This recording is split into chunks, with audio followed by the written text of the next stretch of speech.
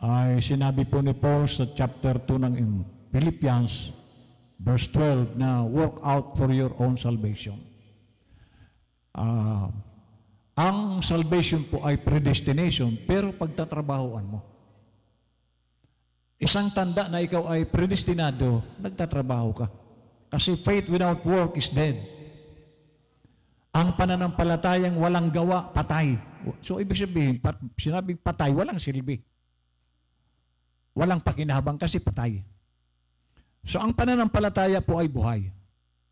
At sinabi rin ni James na si Satanas man nananampalataya din sa isang Diyos na nanginginig pa. So, kung ang pananampalataya mo, wala kang takot, eh talo ka ni Satanas. Sapagkat si Satanas, ang pananampalataya niya sa Diyos, kasama ang panginginig. O di talo ka pa. Amen. Ibig sabihin ko, ang pananampalataya mo, wala ring gawa, dalawa na kayo ni Satanas. Pareho lang ang pananampalataya niyo. Kasi si Satanas, nananampalataya sa Diyos, pero hindi niya po kayang sumunod. Amen. Basta naniniwala lang siya sa Diyos, pero hindi niya kayang sumunod. Kontra pa nga eh. Amen. So, ayun po ditong ayon sa Ephesians chapter 1, verse 4. Ito po ang election ng Diyos sa tao. According as He hath chosen us. So, hindi po tayo ang pumili, sabi nga sa John chapter 15, verse 16. You have not chosen me. Hindi tayo ang pumili kay Lord. Siya ang pumili sa Kristiyano. Sabi niya, according as He hath chosen us in Him before the foundation of the world. Ibig sabihin, ang election sa Kristiyano, wala pang mundo. Pinili na siya. Ayan po ang isang ligtas. Ang salvation, hindi po ito nagpasimula nung ikaw ay isilang o nung ikaw ay tumanggap sa Panginoon.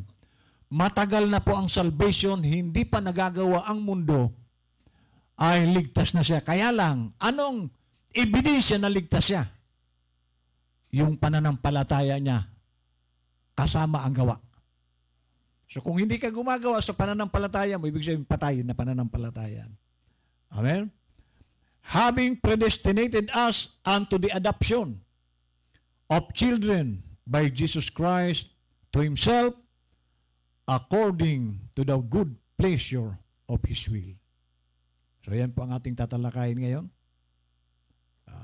Now, sabi po dito sa pambungad ng propeta.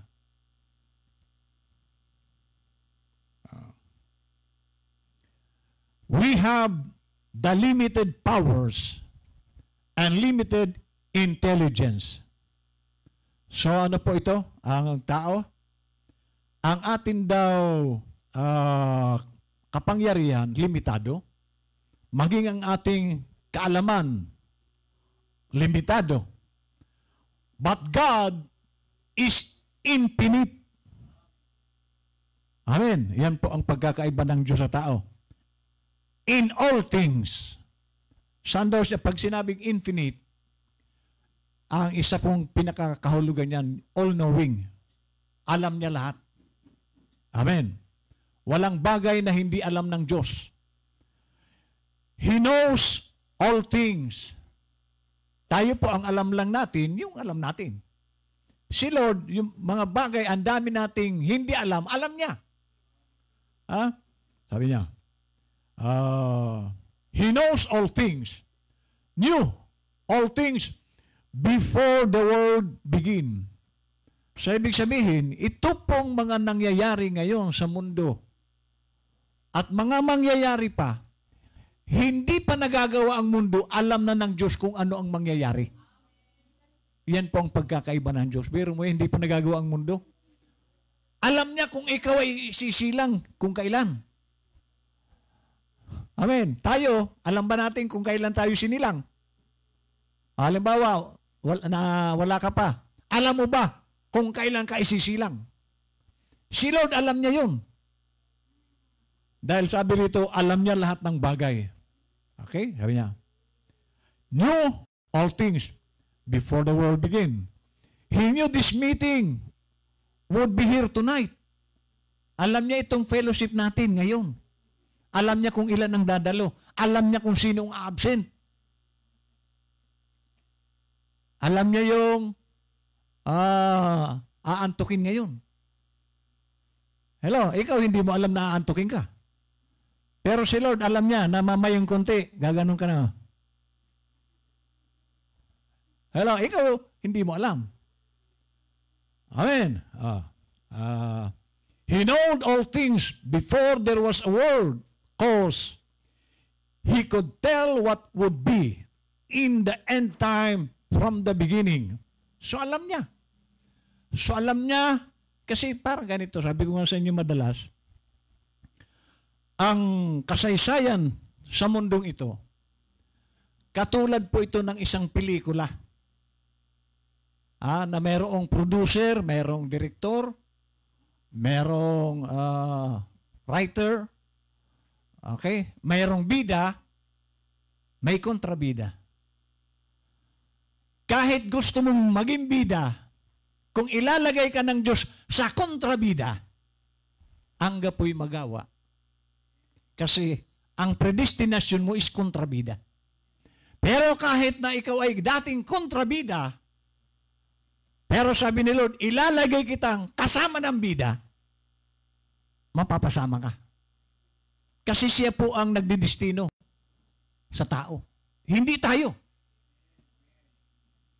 Huwag po nating isipin na, ako, pinili kong maging Kristiyano. Si Lord po ang naglalagay kung ikaw ay magiging totoong Kristiyano. Kaya kung ikaw po ay ang ginagampanan mo ngayon ay kontrabida, wala kang magagawa talaga. Diyan ka po dinisay ng Diyos. Hindi mo yan ginusto. Gusto mo maging bida, pero wala kang magagawa dahil kung ang nais ng Diyos, kontrabida ka, yan po ang word na predestination. Hindi mo yan ginusto. Kaya mapalad ka kung ang destinasyon mo ay bida.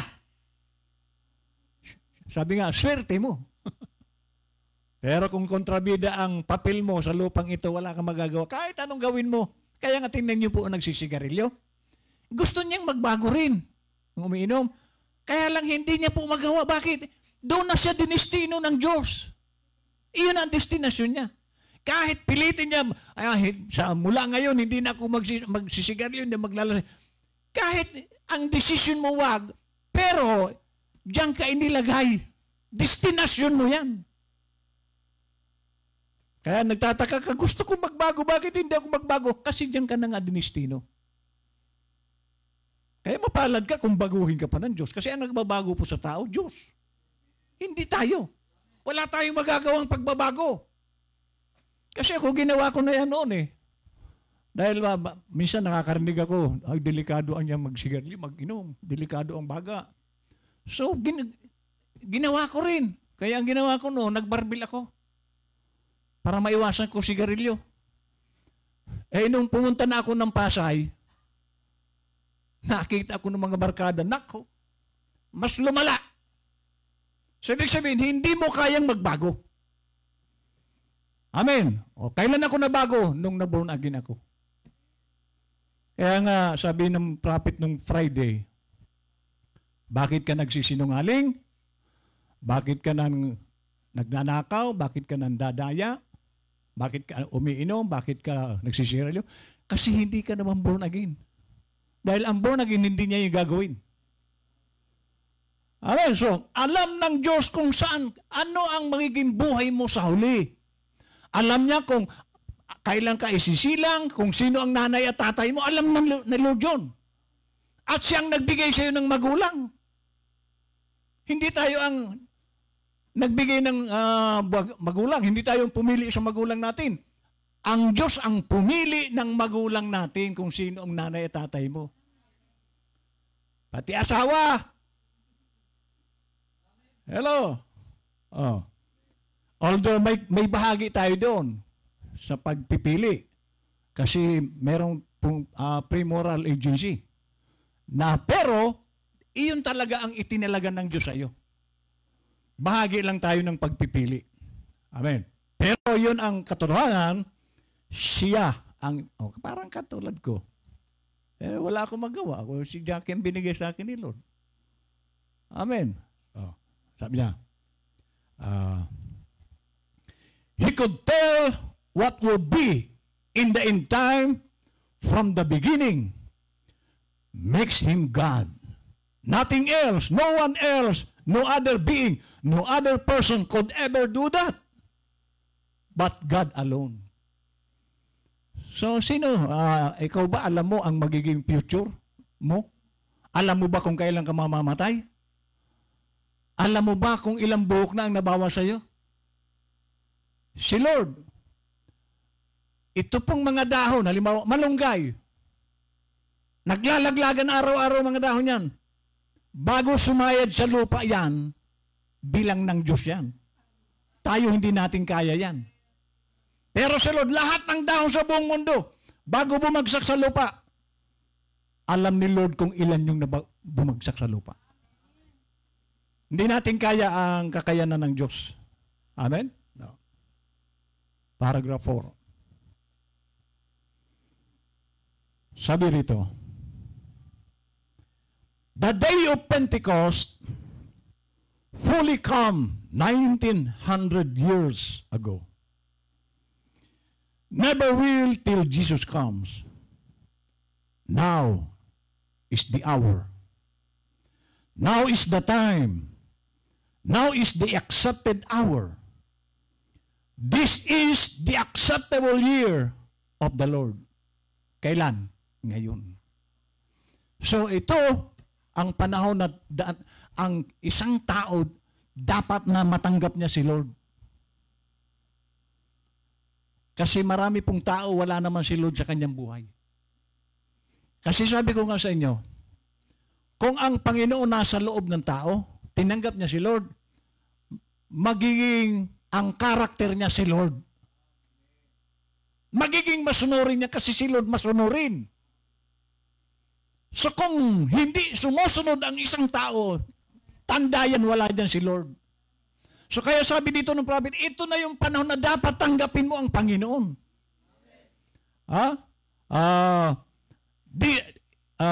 Sabi niya, now is the time, now is the accepted hour. This is the acceptable year of the Lord. Now is when healing is supposed to be. So kaya nga, napapansin niyo ba na tuwing mangangaral ako, lalo kung tayo po'y dayo, hindi ko po ito yung inaalis na healing. Kasi ito yung panahon na dapat ipangaral mo ang healing. O sabi ng prophet ito, now is when healing is supposed to be. Now is when miracles, lalo na po ngayon, kailangan natin ngayon ang mga himala. So bakit hindi ito itinuturo? Kailangan natin to. Bakit iba na po itong panahon ngayon, lalo na itong darating. Yung mensahe natin kaninang isang unos, isang bagyo. Napakalaking bagyo po yan. At kung ang bagyo po na mga baha-baha na yan, ulan na yan, hangin na yan, madali po pa yung iwasan. Pero itong bagyo, New World Order, sinong iiwas dyan? Kristiyano lang na totoo ang makakaiwas po dyan. Marami po ang taong mapapahamak sa panahon na yan. Magdudusa. So kaya sabi niya, now is when miracles take place. Now is when Christ is revealing Himself. Here we are now. Now. Hindi niya sinabing sa darating na araw. Ngayon. Not in the future. Ayun, inulit. Hindi para ipabukas mo. Hindi ito para sa darating na. Ngayon. Ngayon ka maghanda. Hello, nakita niyo ba ang mga sundalo? Ang sundalo po, hindi po yun isasabak sa gera na walang training. Anong gagawin mo kung hindi mo alam ang magkasa ng baril? Hindi mo alam mag-target. Ano gagawin mo sa gira? So kaya ang sundalo, tinuturuan pong mabuti yan. At tayo po'y sundalo ng Diyos. Paano kung wala kang alam? Tama? Dapat may alam ka. Alam mo kung paano kang sasabak sa gira at alam natin mga kapatid, bagamat ito'y tao, puspos po yan ni Satanas. Ang nagpapakilo sa mga taong yan, anti-Christ, is Satan. So mabigat pong kalaban ito. Biro mo, ang buong mundo, 10 region po yan, 10 sungay, 10 power yan na malalakas. Saan ka dyan? Anong magagawa ng tao dyan? Nagkakaisa po yan sa buong mundo at meron silang sinusunod na tao. O kaya kung ikaw hindi ka handa, paano ka? May pamilya ka, paano yung kung hindi, anong magiging handa niyang pamilya mo, ikaw nga hindi handa? Ha? Ano sabi niya? Here we are now, not in the future. The devil keeps pushing it off. That's Catholicism. Yan po ang pang-apat na beast. Yan po ang malakas na halimaw na magti-take over ng buong mundo. Kasi dalawa po ang Pope dyan. Ito si Pope Francis, pang-front lang nila yan. Meron pong black na nagpapakilos na leader nila. Hindi yan si Francis. Pang ano lang nila yan, pang display. Meron diyang black na Pope. Now is the day. This is the hour. This is the time. This is the place. Right now. Inulit, this is the day. So dapat, this is the day, handa ka. Huwag kang maghanda sa darating na panahon. Baka yung panahon na pipiliin mo, tapos na. Nagdudusa ka na. Amen. So ma-practice ng isang Kristiyano yung mga araw ng, kasi malupit po itong antichrist na ito mga kapatid. Hindi po ito, sabi nga ng nang binasa natin kanina, terrible ito. Dreadful. Powerful. Hello? Ano, kaya mo? Pero, ito, sa ating kakayanan, hindi natin kaya. Pero si Lord, kaya niya. Si Lord na nasa Kristiyano, makakaya niya ito. Pero ang tanong, nandyan ba si Lord sa iyo? Dahil kung nandyan si Lord, dapat sumusunod ka. Ebidensyang wala si Lord dyan, hindi ka sumusunod. Ganun lang po kasimple. At alalahanin natin mga kapatid, ang salvation hindi paramihan. Sa panahon ni Noah, 8 lang sa buong mundo ang naligtas. Panahon ni Moses, yung almost 3 million, 2.5 million kamo. 2 lang ang nakarating sa Kanaan. So 1 in a million. Kasama ka ba doon sa 1 in a million?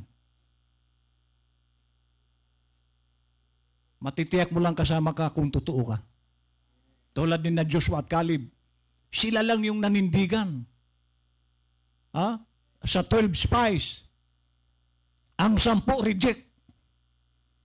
2 lang sila ni Caleb, ni Joshua. Nanindigan. Kaya natin sila. Baka sa panahon ng darating na unos, baka kasama ka dun sa 10. Tanungin mo sarili mo, kasama ka ba doon sa 2 nanindigan? Kaya sabi niya, this is the hour. This is the time. This is the place. Wala naman tayong ibang itong ating panahon na ito. So kaya nga tayo pinagsama-sama ni Lord para matrain. Amen. Paragraph 5. Sabi po nito.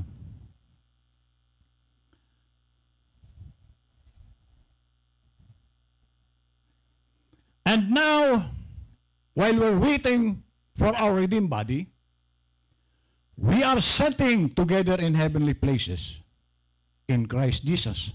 Sa Kristiyano po ito. The Holy Spirit moving upon the believer. Saan daw kumikilos ang Holy Ghost? Sa believer. Tanong, believer ka ba? Pag believer ka, kikilos ang Holy Ghost sa iyo. Pero kung hindi ka believer, ay naniniwala. Ulitin ko, si Satanas naniniwala din. Pero hindi niya kayang sumunod. Baka katulad ka lang niya. Ha? So sabi niya, we are sitting together in heavenly places in Christ Jesus. The Holy Spirit moving upon the believer. Saan na yun? Ayan. The Holy Spirit moving upon. Hindi ko po yan mensahe. So sa believer lang po kumikilos ang Holy Ghost. Kaya kung ikaw po ay believer, ay sigurado pakikilusin ka. At ang Holy Ghost, dadalhin ka sa kung ano ang gusto niya. Di ba? Nasa Bible ba yan? Okay, pakibukas nga. John 3, verse 8. John 3:8.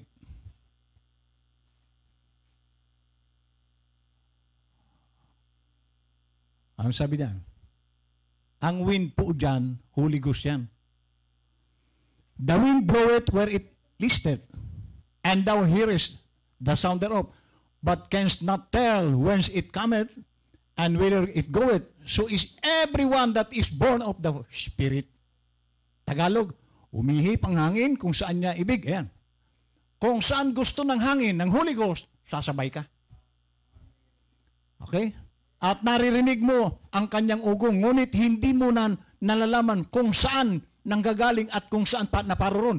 Gayon ang bawat ipinanganak ng Espiritu. So kung ang Holy Ghost ang nagpapakilo sa iyo, sunod-sunuran ka lang. Pero kung dito ang takbo ng Holy Ghost, ikaw naman papunta rito, hindi Holy Ghost ang nagdadala sa iyo. Amen? Sabi niya, balik tayo.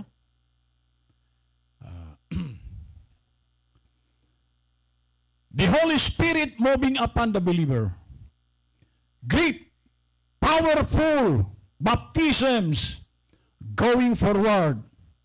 The world on the outside. Nasaan daw ang world? Sanlibutan. On the outside. Laughing. So ang sanlibutan, ito ang ginagawa ng Holy Ghost sa believer, pinagtatawanan ito. Hindi po sila maniniwala. Ay, alalo na, si pastor. Maniwala ka niya dyan kay labalan na yan. Lasinggiro dati yan. Amen? Ang tiningnan nila yung nakaraan ko. Hindi nila kita kung ano ako ngayon. God walking with them. Ayan, yung mga pinagtatawanan. Healing the sick. So yung mga ginagamit ng Diyos, nagpapagaling ng may sakit. So kaya po yan po ang lagi kong itinuturo ng mga believer, nagpapagaling ng may sakit yan. Showing visions, all kinds of signs and wonders. The evening sun going down. The Christians looking up. Ito po kasing mundong ito, pabagsak na po ito. Huwag na po tayong, itong pong panahon natin, huwag na po tayong mag-expect na gaganda pa ang mundo. Pag gumanda pa ang mundo, although meron pong sinabi si Paul sa Thessalonian, pag narinig naan niya ninyo, peace, peace, sudden destruction will come. Kasi po ang hindi ko na kanina kasi ang oras natin kulang. Ito pong fourth beast na ito, itong kalagayan po ng daigdig na babagsak ang ekonomiya. Kasi yung mga gasolina na yan, tataas pa po ng tataas yan. Kaya yung mga makinarya ng bawat bansa, babagsak po yan. Alam natin na ang isang bansa, kaya yan umuunlad dahil sa mga oil, gasolina, krudo. Pag wala na pong tumatakbong makinarya, bagsak na ang mundo. At sinabi ng propeta na sa pagbagsak ng ekonomiya, malaki po ang gagawin nitong Antichrist na ito. Una, pagkakasunduin niya ang buong mundo. Magkakasundo.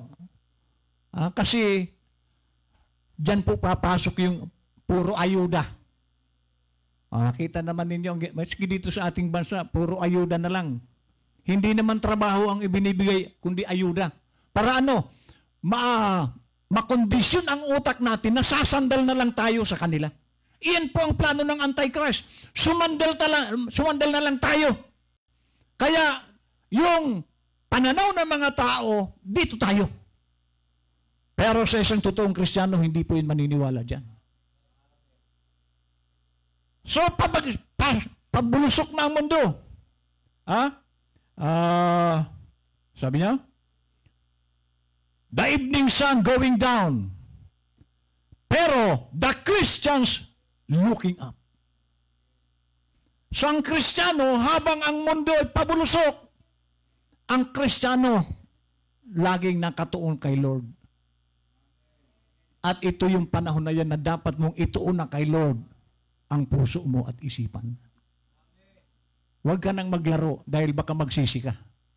Marami kang kamag-anak na gustong maligtas, baka huli na. Kung ikaw ay maglalaro-laro pa, i-focus mo na ang isipan mo ngayon sa Panginoon. Dahil wala na po ang mundong ito, pabulusok na po ito. Huwag ka na pong umasa na, kaya kung ikaw, nag-iisip ka na umunlad, wala namang masama. Amen. Pero alalahanin nyo, kung hindi ka itinalaga ng Diyos sa kaunlaran, hindi ka pupunta ron. Ilan na ba ang nag-abroad na ang layunin magpagawa ng bahay? Wala pa rin. Bakit? Kasi ang Diyos po ang nagbibigay, hindi yung abroad. Hindi po yan. Marami, panoorin niyo po yung sa Canada. Ang daming mga nag-abroad sa Canada. Sa kalye natutulog. Ang lalaki ng gastos nila para mag-abroad. Sa kalye natutulog, walang bahay. Nanghihingi ng pagkain. So hindi po yan ang pag-unlad ng buhay. Ang pag-unlad ng buhay, nasa kamay lang po yan ng Panginoon. Hindi sa abroad. Huwag ka sasandal dyan. Una, insulto yan kay Lord. Biro mo sa abroad ka nagsandal. Hindi kay Lord. Insulto po yan sa Diyos. Ba't kami pinubuhay ng Diyos? Wala namang abroad sa amin. Nasa kamay ng Diyos ang kaunlaran. Amen. Pero hindi ko po dinidiscourage ang sino man. Sige, kung sinong gustong mag-abay, lang. Pero alalahanin nyo, nasa kamay ng Diyos ang kaunlaran. Hindi yan sa galing natin. Nag-aral ako. May kamag-anak si Jackie. Ang daming tinapos. Bagsak ang buhay.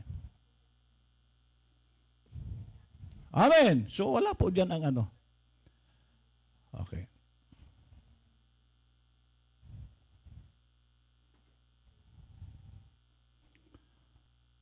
Faith of Abraham. Abraham. What was it now? God called Abraham because he was a good man? No. Ayan. Tinawag ba raw ng Diyos si Abraham dahil mabuting tao siya? No, sagot ng propeta. God called Abraham by election. Kung hindi kasama si Abraham na siya elected, pinili, wala rin si Abraham. So ang pagtawag ng Diyos dahil pinili ka, hindi mo ginusto. Kung ikaw, kung sa'yo lang, hindi ka mapupunta rito. Kung ikaw lang. O ako, Bicol, paano ko napunta rito? Hello, hindi ko ito ginusto. Wala sa pangarap kong maging dagupinyo. Pero bakit ako nandito? Si Lord, ginawa akong dagupinyo. Kaya ako ngayon ay dagupinyong Bicolano. Maski kayo, bakit kayo nandito? Ginusto nyo bang mapunta rito? No. Si Lord ang nagdala sa inyo rito, hindi ako. Before the foundation of the world, alam na ni Lord na sa panahong ito, mandito ka. So, God called Abraham by election. God elect people. Ayan. God elects people. Siya po ang pumipili. Hindi po ako ang pumili sa inyo rito. Dito ka na. Kung ayaw ni Lord, kahit na bigyan kita ng ayuda, mawawala ka rin dito. Pero kahit walang ayuda, pag sabi ni Lord, doon ka, dito ka. Wala kang magagawa, dito ka. Bakit? Sabi ng prophet, God elects people. And over in the book of Ephesians, the first chapter and about the 5th verse, Paul states the word predestinated. Yung word na, kaya pala nandito ka, predestinate ni Lord na dito ka. Hindi mo yung ginusto. Ha? Predestinated us to the adoption of sons. Now, that doesn't mean that God just puts you in a little channel and runs you through. And you can't help it. You how you go. When you would be no reward. But God gives you the free moral agency to make your choice. But God will keep His believer. So tayo, sabi ko nga, may free moral agency tayo. Ngayon, meron tayong kalayaan na pumili sa anong gagawin natin. Pero, kung ikaw ay ididestino ni Lord sa kapahamakan, wala kang magagawa.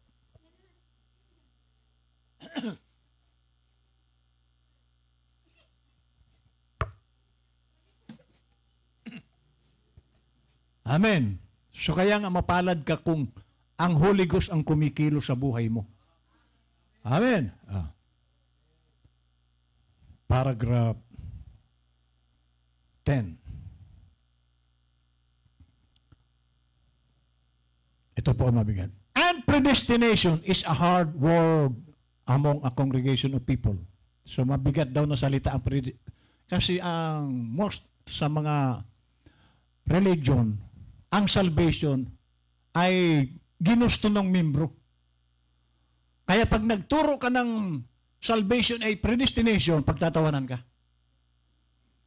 Kasi doon na ano ang tao, kaya niya naligtas kasi pinili mo ang maligtas.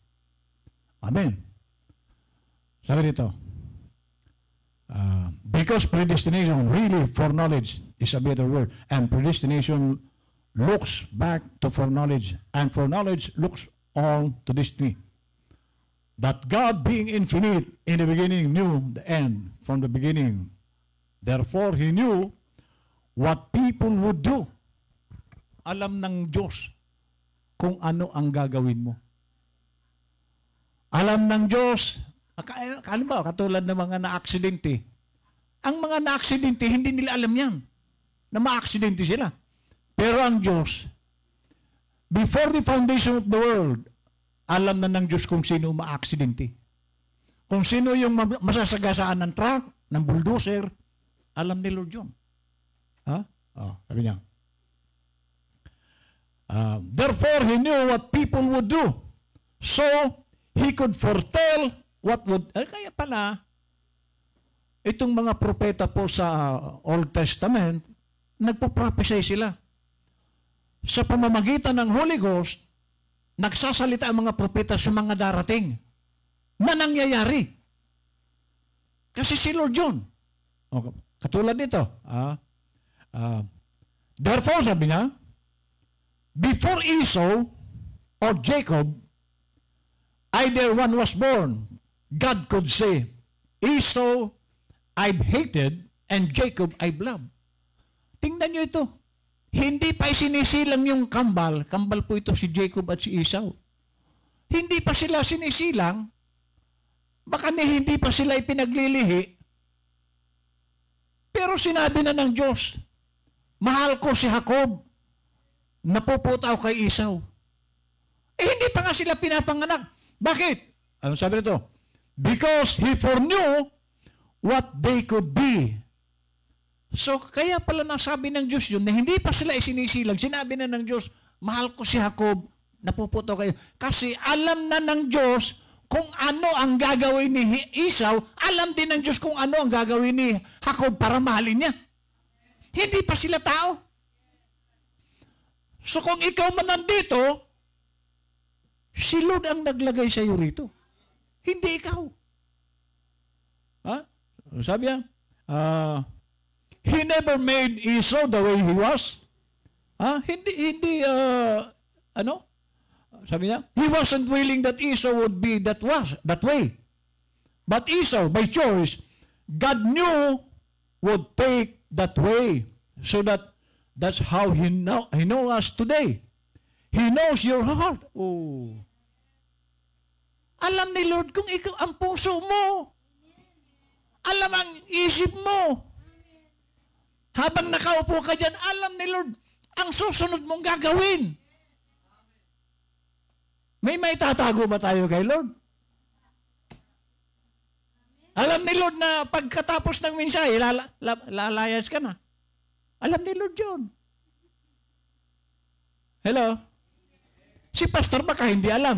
Si Lord alam niya na pagkatapos ng meeting, lalabas ka na.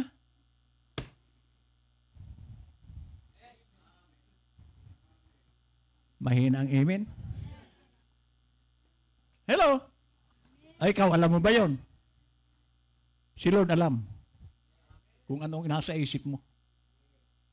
Sabi niya, He knows your heart, and if you might be able to fool your neighbors, you might be able to fool your pastor, but you'll never be able to fool God. Pwede mong dayain ang pastor mo, na madalas naman, pwede mong dayain, lukuhin ang iyong kapitbahay, but you'll never be able to fool. Hindi mo siya madadaya. At ang mabigat doon, Galatians 6:7, what you sow is what you reap. Bawat gagawin mo, may nakaabang po na consequences yan. May araw yan, magugulat ka na lang, bakit ganito ang buhay ko? Alam ni Lord kasi na iyan ang iyong destinasyon. Amen. But you'll never be able to fool God. Bakit? Because He knows. Ano sabi niya? He knows. Alam niya. Hello? Hindi ko po aral yan. Propeta po yan. He knows your heart. 11. Therefore, He, by election, He chose Abraham, for He knew what Abraham would do. Ayun. Kaya pala pinili si Abraham, kasi alam ng Diyos kung ano ang magiging response ni... Kasi biro mo mabigat po yung response ni Abraham. Biro mo si Abraham, binigyan ng nag-iisang anak. Pagkatapos sabi ng Diyos, Abraham, ialay mo ang anak mo. So kaya pala pinili si Abraham ng Diyos kasi alam ng Diyos na susunod si Abraham. Nakuha na natin. Kaya niya pinili si Abraham sa ganong task. Alam ng Diyos na susunod si Abraham sa ipagagawa niya. Pero kung hindi naman, kung ang ano ni Lord hindi susunod siya, hindi yun pipiliin. Sino si Abraham? Hindi naman siya Israel. Hintil. Pero pinili siya. Bakit? Kasi merong ipagagawa ang Diyos kay Abraham na makakayang gawin ni Abraham. Pero mo ibigay mo ang anak mo. Susunugin mo. Dahil hiningi ng Diyos. Sino sa atin dito? Meron ba sa atin ditong tinawag ni Lord na ialay mong anak mo? Meron? Meron. Wala. Bakit? Alam na Lord, hindi mo kaya eh. Kaya si Abraham lang pinili niya sa ganong task kasi alam ng Diyos na si Abraham susunod.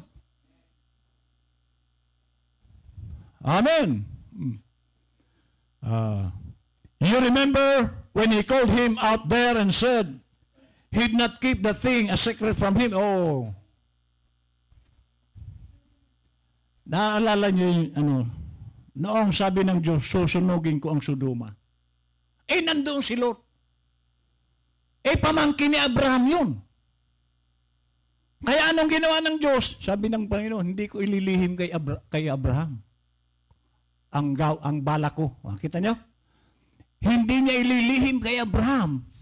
Ang balak niya kasi nandoon si Lot sa Sodoma. Kaya sabi ni Abraham, Lord, susunugin mo ang Sodoma, andun yung pamangkin ko. Lord, kung sakali ba, meron doong 50 na matuwid, susunugin mo pa. Alang-alang sa Abraham, kung meron doong 50, hindi ko sunugin. Walang galang na Lord. Kung may 45, sige, alang-alang sa Abraham. Kita nyo, alang-alang sa iyo, Abraham. 45, hindi ko sunugin. Kung 40 lang, Lord. Sige, alang-alang sa iyo, Abraham. Hindi ko sunugin. Lord, kung 20 lang. Kasi alam ni Abraham, walang matuwid doon. Kung 20, Lord. Alang-alang sa iyo, Abraham. Kung may 20, hindi ko sunugin. Huling tawad, Lord. Kung mayroon 10, Lord. Alang-alang sa iyo, Abraham. Kung may 10, nakita nyo ba? Alang-alang kay Abraham. Siguro kung tumawad pa si Abraham, Lord, kung silot lang, baka sabi, sige, alang-alang sa iyo. Hindi ko sunugin. Kaya lang nahiya na si Abraham. Siguro sabi ng, ayoko nang bawasan pa. Kakahiya kay Lord. Meron ba 10? Pero makikita natin doon yung salitang alang-alang sa iyo, Abraham. Bakit? Kasi pinili si Abraham. So, ibig sabihin, kung ikaw ay pinili ng Diyos, walang hindi. Puro granted. Lahat ng hihingin mo kay Lord. Kung pinili ka. Amen. So, dito sabi na, when he was going down to destroy Sodom and Gomorrah, he said, for I know that Abraham will teach his children. Ayun. Kaya pala, pinili si Abraham ng Diyos kasi alam ng Diyos, ito si Abraham, tuturuan nito ang mga anak niya ng patungkol sa Diyos. Naalala ko yung sabi ni Brother Francis na yung mga anak daw niya, gabi ba o araw-araw, yung mga anak na niya ang nagsasabi, pa, prayer na tayo. Mga anak na ang nagsasabi mag-pray. Bakit? Naturuan. So si Abraham, kaya pinili.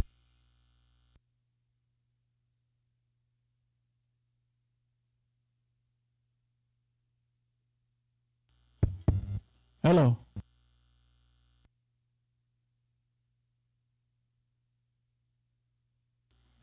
Hello, hello.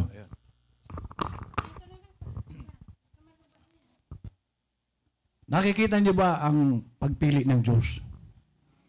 Kaya pala pinili si Abraham kasi alam ng Diyos na si Abraham tuturuan niya ang mga anak niya. Para hindi mamatay na si Abraham, merong bago na magpapasimula ng kung ano ang pinasimula ni Abraham. Amen. So hindi mamamatay yun. Kaya nga, nung isilang si Isaac, nagkaanak din. Si Esau at saka si Jacob. Si Jacob naman, yung 12, patriarch. So hindi po namatay yung pinasimula ni Abraham hanggang sa dumating sa ating panahon. Dahil ang mga believer ngayon, mga apo ni Abraham. Ako ni Abraham. Ewan ko sa inyo. So sabi rito, for I know that Abraham will teach his children. I know it. God himself, I know that Abraham will send this message on down from one to the other generation. Oh. Alam ng Diyos na si magmumula kay Abraham, yung mensahe noon, makakarating sa atin. But God, for knowing that, and knowing that Abraham would do it, then He told Abraham in the beginning that He would save him and save his seed after him. So, preserve ni Lord ang mga binhi. Kasi tingnan nyo, ang daming gera, ang daming mga nakaraan. Pero hindi po naubos ang lahi ni Abraham. Hindi nga lang lahing pisikal, kundi lahing espiritual. Tayo po'y lahi ni Abraham, espiritual. At mas mataas po ang espiritual sa pisikal. Amen. So sabi, He would save him and save his seed after him and would give him the unconditional covenant that He made with Abraham. Not because Abraham was good, but because God was good. Hindi si Abraham ang sino si Abraham? Tao lang naman siya. Sino tayo? Tao rin tayo. Pero dahil ang Diyos mabuti, isinama niya tayo sa lahi ni Abraham. Amen. Grabe po itong mensahe ng propeta. Hallelujah. Paragraph 12. And every, individual po ito, and every believer in here is a Christian tonight. Because not that you are good. Hindi ka naging Kristiyano dahil mabuti ka. But because God was good to call you. You couldn't come yourself. Your nature's against you. Hindi daw tayo makakalapit sa Kanya sa pamamagitan natin. Pero dahil mabuti ang Diyos, kaya ka napasama. Bakit? Kasi yung nature ng ating laman, kontra po ito sa nais ng Diyos. Pero, dahil pinili ka, binago ka ng Diyos. Binago na ba tayo ng Diyos? O ikaw ito? Pero kung hindi ka naman sumusunod, ay hindi ikaw ito. Dahil ang binago ng Diyos, sumusunod po yan sa Diyos. Ano nabago sa'yo? Hindi ka naman sumusunod. Wala namang nabago. Dahil ang nababago pong sinasabi rito, sila na yung mga sumusunod sa Diyos. Okay? So, sabi niya.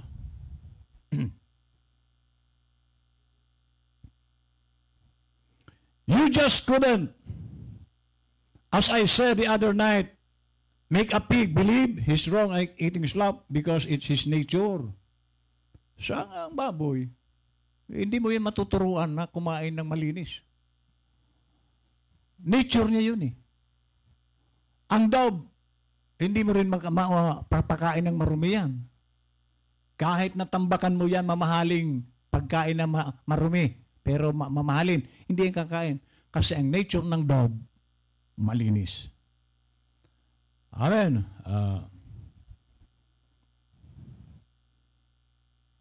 A leopard could not change his spots. No matter how bad he would lick, he'd only brighten it. And you don't want reformation. You don't want to try to reform or do a little better. You've got to be changed completely inside, and the nature come from within, and it will work out. So nasabi ko ito kanina, kapag ka ang Diyos nasa sa loob mo, lalabas ito sa physical mo, ang nature ng Diyos. But get it right inside at the beginning, and you begin with the soul before the world was ever formed, when God created man in His own image. Now you got to get that right, and that's what has to be born again. Not your thinking. It takes care. It moves with this. But get this right, and this will be all right too. If you just get your heart right, your intellectuals will move right. So ang loob talaga natin ang dapat na maiayos. Pag ang loob mo na iayos yan, ang panlabas mo maaayos. So makikita kasi ang tunay na nasa loob mo diyan sa ginagawa mo. Paano mo yun itatago sa Diyos? Amen. Malapit na. 2 oras na lang.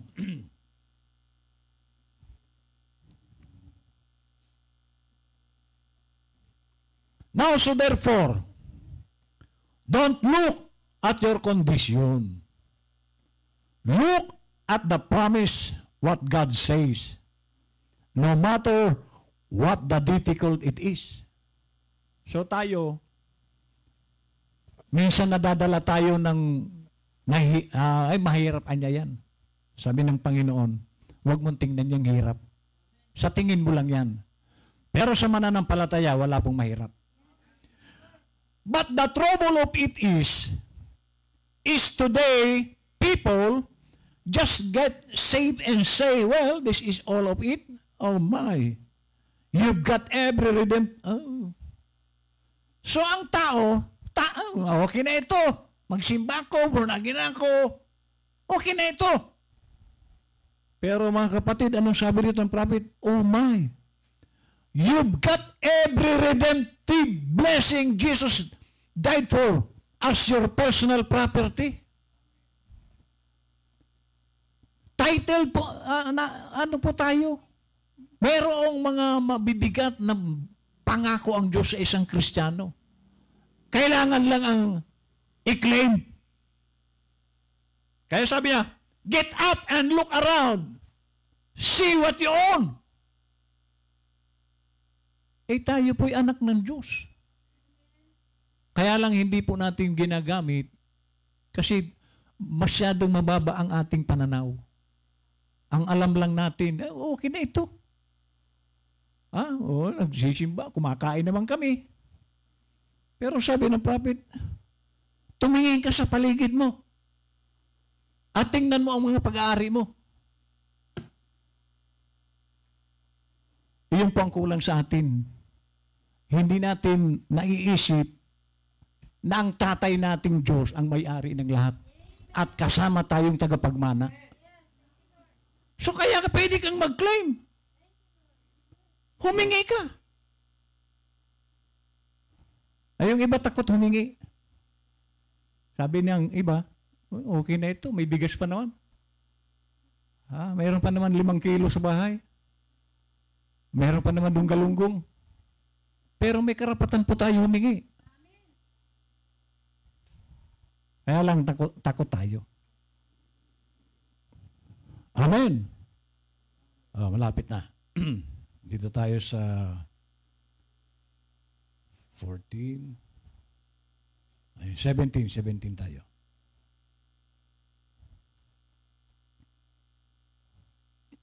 Now we find out then that a seal means that it is a finished thing with God. It's already settled. So ano po yung seal? Kasi po ang, sabi nga ng prophet, ang isang bagon, pag wala pang papong laman yan, hindi po sisilyohan niyang pintuan. So, pupunuin muna yan. At pag puno na, isasarado yan, tapos sisilyohan. Parang katulad pag Pasko, ang mga sundalo, pinagbabawal ang magpaputok. Paano malalaman na nagpaputok? Kapag nasira yung seal sa bunganga ng baril. Pag iyon nasira, pumutok. So, sisilyohan yan. Hanggang sa pagkatapos ng Pasko. Tatanggalin na yung silyo. So dito po, sabi po ng Ephesians 4:30, ang Kristiyano may tatak. Holy Ghost. At ang isang bagon, pag ito'y puno na, sisilyuhan yan, and then biyahe. Hindi po tatanggalin ang selyo hanggang hindi nakarating doon sa destinasyon. At ang selyong ito ng Kristiyano, mananatili yan.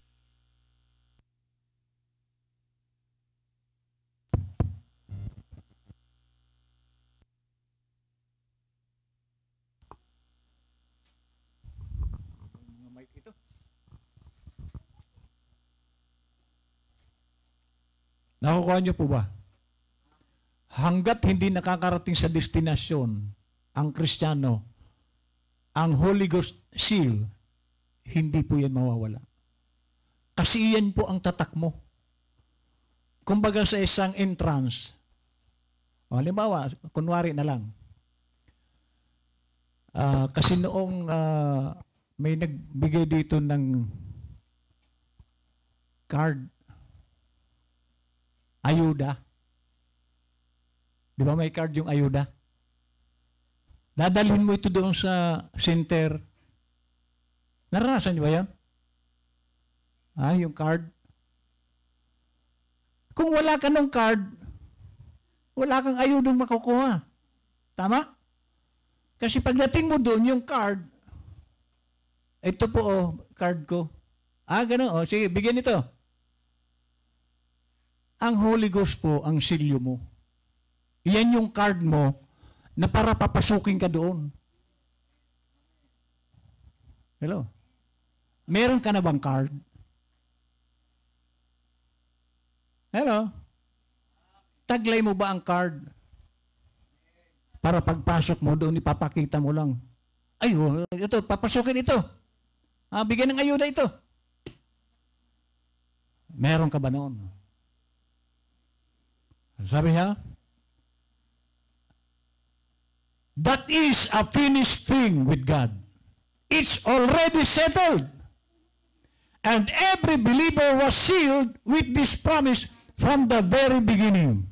Because before the foundation of the world, we were predestinated unto the adoption of sons before the world ever began. Bago pa nagpasimula ang mundong ito, nangako si Lord. Amen. At ito, kumbaga, itong nangyayari po ngayon, parang rehearsal na lang ito sa isang katotohanan. Para bagang nire-review lang natin. Pero, ang totoo niyan, kung ikaw po ay may tatak, dala-dala mo yan. So kaya ngayon pong i-check nyo, dala-dala mo ba ang tatak? Alin yung tatak? Holy Ghost. Kasi yan po yung passes mo. Yan yung card na dadalhin mo doon sa papasukin mong entrance para papasukin ka. Hindi po yung galing mo, hindi yun. Hindi yung marami kang alam, hindi po yun. Kasi yung iba nakasandal doon sa dami niyang alam. Hindi po yan. Karakter. Amen. So kaya nga tayo, talad ng mensahe natin, examine yourself. Hindi po ang ibang tao ang mag-examine sa atin. Tayo mismo, okay na ba ako? Tama ba ako? Hindi yung sinasabi ng iba, pwede kang sabihin, ay, ang galing niya, ay, ang lalim niyan. Ay, hindi po yan. Hindi ka madadala ng lalim mo.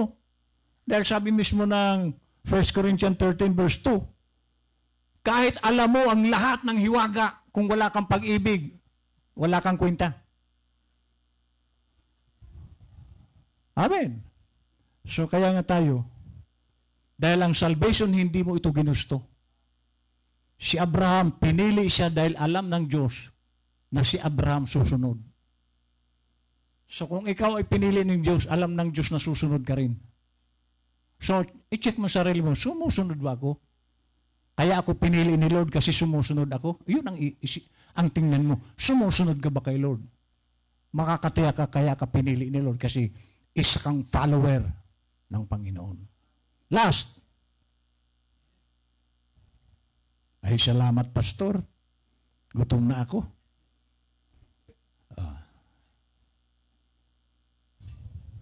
Eto. Parang kunwari doktor dito si Brother Branham. I'm looking at you as diagnosing your case by the Bible. That you are still in sin. Kumbaga, chinek ni Brother Branham, kayo, hanggang ngayon, nandun pa rin kayo sa kasalanan. Inano ko dito sa salita ng Diyos, yung nakikita ko niya sa inyo, nandiyan pa rin kayo sa kasalanan. And the wages of sin is death. Don't think it has to be made any plainer. See? Your own actions prove. So, hindi po tayo makakapagkaila sa Diyos. Alam ni Lord kung ano tayo, kung ano ang ginagawa natin. Your own actions prove that you didn't take it.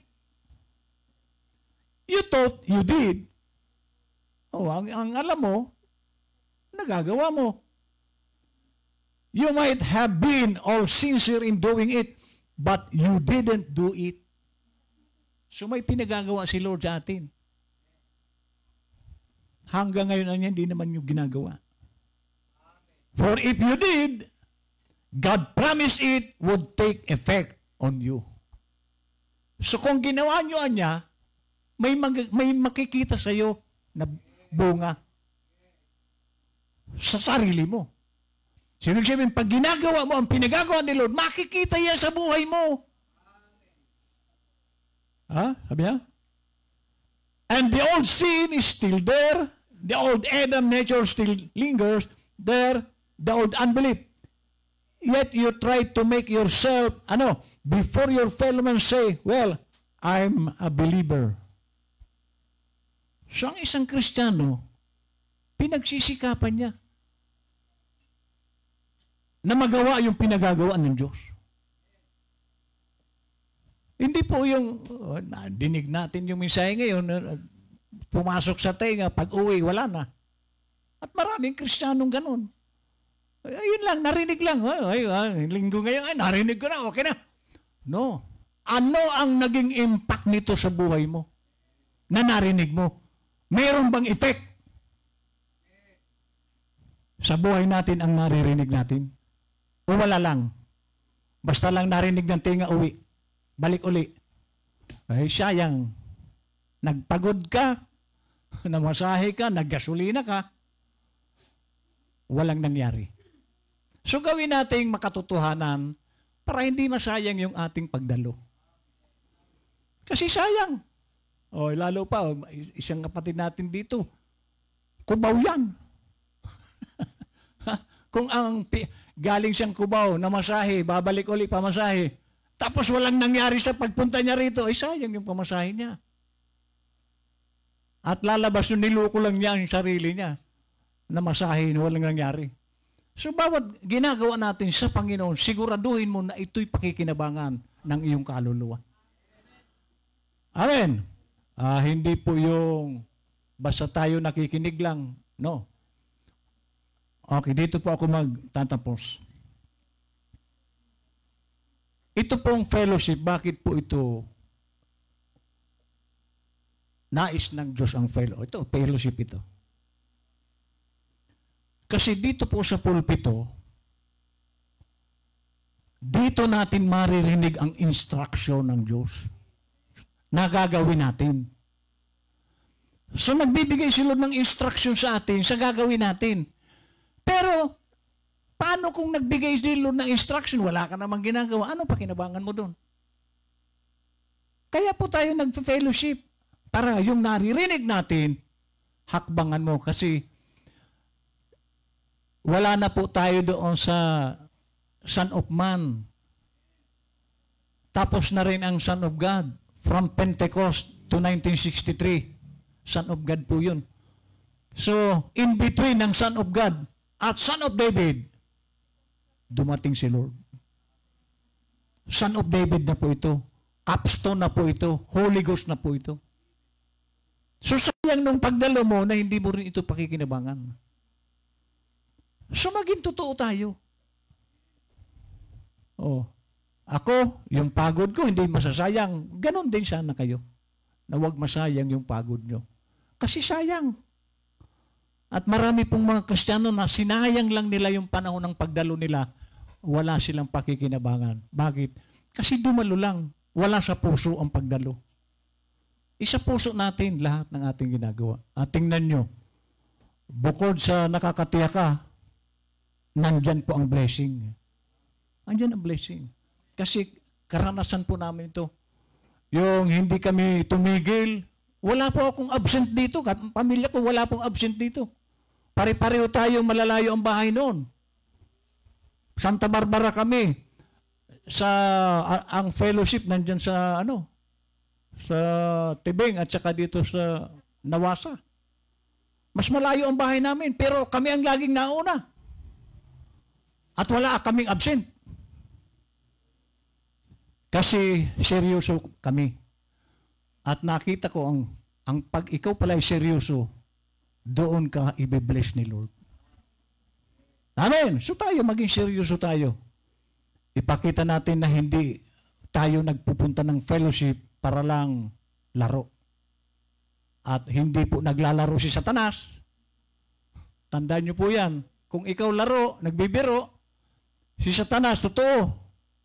Yung plano niya, papasok siya. Kasi sabi ni Paul sa Thessalonian, si Satanas papasok ito doon sa taong yun. Nasasambahin ng mga tao.